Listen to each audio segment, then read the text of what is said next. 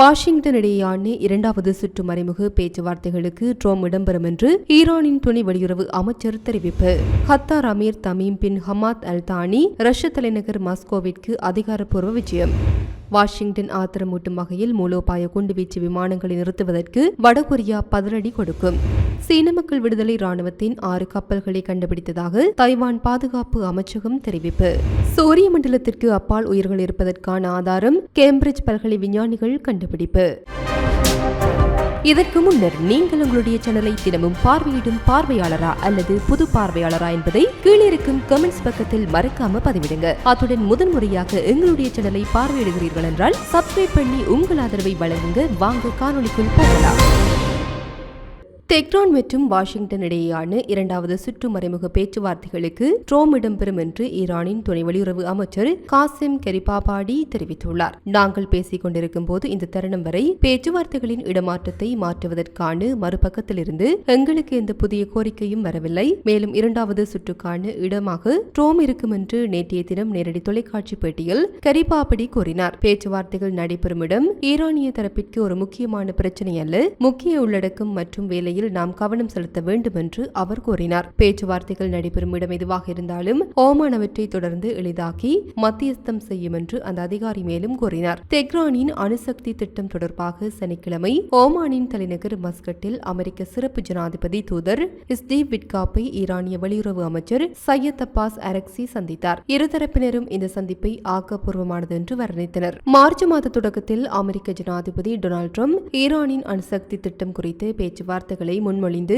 ஐக்கிய அரபு எமிரேட்ஸ் மூலம் ஈரானிய தலைவர்களுக்கு ஒரு கடிதம் அனுப்பியுள்ளதாக அறிவித்ததை தொடர்ந்து மஸ்கட்டில் பேச்சுவார்த்தைகள் நடைபெற்றன. பின்னர் ஈரான் மறைமுக பேச்சுவார்த்தைகளுக்கு ஒப்புக்கொண்டது. ஈரான் ஜூலை 2015 பிரிட்டன், சீனா, பிரான்ஸ், ஜெர்மனி, ரஷ்யா மற்றும் அமெரிக்கா ஆகிய 6 முக்கிய நாடுகளுடன் அணுசக்தி ஒப்பந்தத்தில் கையெழுத்திட்டது. இந்த ஒப்பந்தத்தின் கீழ் பொருளாதார தடைகள் நிவாரணத்திற்கு ஈடாக தெஹ்ரான் அதன் அணுசக்தி நடவடிக்கைகளை மட்டுப்படுத்த ஒப்புக்கொண்டது. இருப்பினும் ட்ரம்ப் தனது முதல் பதவிக்காலத்தில் மே 2018 ஒருதலைபட்சமாக தனது நாட்டை ஒப்பந்தத்திலிருந்து வெளியேற்றி ஈரான் மீது மீண்டும் பொருளாதார தடைகளை விதித்தார். இது தெஹ்ரானை ஒப்பந்தத்தின் கீழ் அதன் உறுதிப்பாடுகளை மீண்டும் குறைக்க தூண்டியது. அப்போதிருந்து அணுசக்தி ஒப்பந்தத்தை மீண்டும் புதுப்பிப்பதற்கான முயற்சிகள் சிறிய முன்னேற்றத்தையே அடைந்துள்ளன. Qatar Amir Tamim bin Hamad Al Thani ரஷ்ய தலைநகர் மாஸ்கோவிற்கு அதிகாரப்பூர்வ விஜயம் மேற்கொண்டுள்ளதாக கத்தார் செய்தி நிறுவனம் தெரிவித்துள்ளது. இரு நாடுகளுக்கும் இடையிலான இருதரப்பு உறவுகள் பல்வேறு துறைகளில் ஒத்துழைப்பை வலுப்படுத்துதல் மற்றும் மேம்படுத்துவதற்கான வழிகள் மற்றும் பரஸ்பர ஆர்வமுள்ள மிக முக்கியமான பிரச்சினைகள் மற்றும் நிகழ்வுகள் குறித்து விவாதிக்க ரஷ்ய அதிபர் விளாடிமிர் புடினை அமீர் சந்திப்பார் என்று எதிர்பார்க்கப்படுகிறது என்று செய்தி நிறுவனம் தெரிவித்துள்ளது. கத்தார் பிரதமரும் வெளியுறவு அமைச்சருமான Mohammed bin Abdul Rahman bin Jassim Al Thani அமீருடன் வருவார் என்று அந்த நிறுவனம் மேலும் தெரிவித்துள்ளது.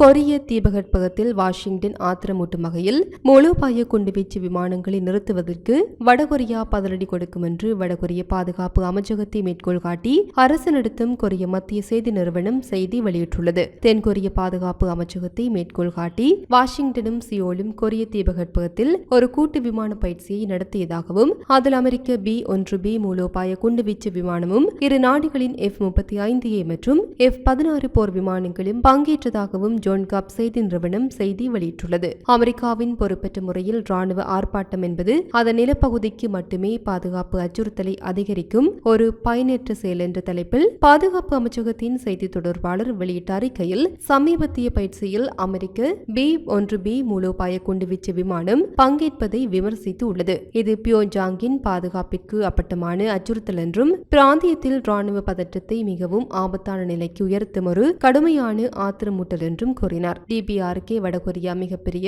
தடுப்பு நடவடிக்கைகளை மேற்கொள்ளும், மேலும் அதன் அறிவிக்கப்படாத மூலோபாய வழிமுறைகளை பயன்படுத்துவது பொறுப்பற்ற மற்றும் தேவையற்ற வலிமை துஷ்பிரயோகம் என்பதை அமெரிக்கா அங்கீகரிக்க செய்யும். மேலும் DPRK-க்கு எதிரான ஆத்திரமூட்டலின் அளவு அதிகமாக இருந்தால் அமெரிக்காவிற்கு திரும்பும் ஆபத்து அதிகமாக இருக்கும் என்பதை அமெரிக்கா உணர வைக்கும் என்று KCNA அறிக்கையை மேற்கோள் காட்டியது. இதேபோன்ற பயிற்சிகள் தொடர்ந்து நடத்தப்படுகின்றன. இது அமெரிக்கா வடகொரியாவை தாக்குவதற்கான தந்திரோபாயங்கள் மற்றும் நடைமுறைகளை கடைபிடிக்கிறது என்பதையும் எந்த நேரத்திலும் உண்மையான நடவடிக்கையில் இறங்குவதற்கான தயாரிப்பு நிறைவு செய்கிறது என்பதையும் குறிக்கிறது என செய்தி தொடர்பாளர் குறிப்பிட்டுள்ளார். இதுபோன்ற நடவடிக்கைகள் அமெரிக்க பாதுகாப்பிற்கும் கடுமையான எதிர்மறையான விளைவுகளை ஏற்படுத்தும் என்றும் எச்சரித்தார். கொரிய ஜனநாயக மக்கள் குடியரசின் ஆயுதப்படைகள் அரசின் பாதுகாப்பு இறையாண்மைக்கு எதிரான விரோத படைகளின் அச்சுறுத்தலின் சிறிதளவு அறிகுறியையும் ஒருபோதும் பொறுத்துக் கொள்ளாது.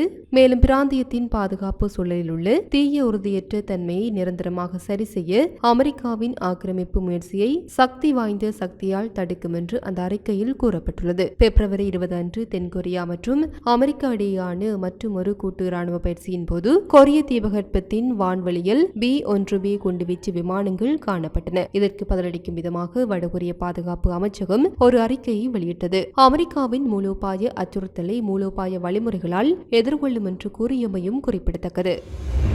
கடந்த 24 மணி நேரத்தில் 34 விமானங்கள் மற்றும் சீன மக்கள் விடுதலை ராணுவத்தின் 6 கப்பல்களை கண்டுபிடித்ததாக தைவான் பாதுகாப்பு அமைச்சகம் இன்று தெரிவித்துள்ளது. 34 PLA விமானங்கள், 6 பிளான் கப்பல்கள் மற்றும் 2 அதிகாரப்பூர்வ கப்பல்கள் தைவானை சுற்றி இன்று காலை 6 மணி வரை கண்டறியப்பட்டன என்று அமைச்சகம் தெரிவித்துள்ளது. 34 சீன விமானங்களில் 14 இடைநிலை கோட்டை கடந்து தைவானின் வான் பாதுகாப்பு அடையாள மண்டலத்திற்குள் நுழைந்ததாக அமைச்சகம் குறிப்பிட்டது. 1949 முதல் சீனாவின் பிரதான நிலப்பகுதியிலிருந்து சுயாதீனமாக தைவான் நிர்வகிக்கப்படுகின்றது. பெய்ஜிங் தீவை அதன் மாகாணமாக கருதுகின்றது. அதே நேரத்தில் அதன் சொந்த தேர்ந்தெடுக்கப்பட்ட அரசாங்கத்தை கொண்டு ஒரு பிரதேசமான தைவான் அது ஒரு தன்னாட்சி நாடு என்று பராமரிக்கின்றது. இருப்பினும் அது சுதந்திரத்தை அறிவிக்கவில்லை. பெய்ஜிங் தைபேயுடன் வெளிநாட்டு அரசுகளின் எந்தவொரு அதிகாரப்பூர்வ தொடர்புகளையும் எதிர்க்கிறது மற்றும் தீவின் மீதான சீன இறையாண்மையை மறுக்க முடியாததாக கருதுகின்றது.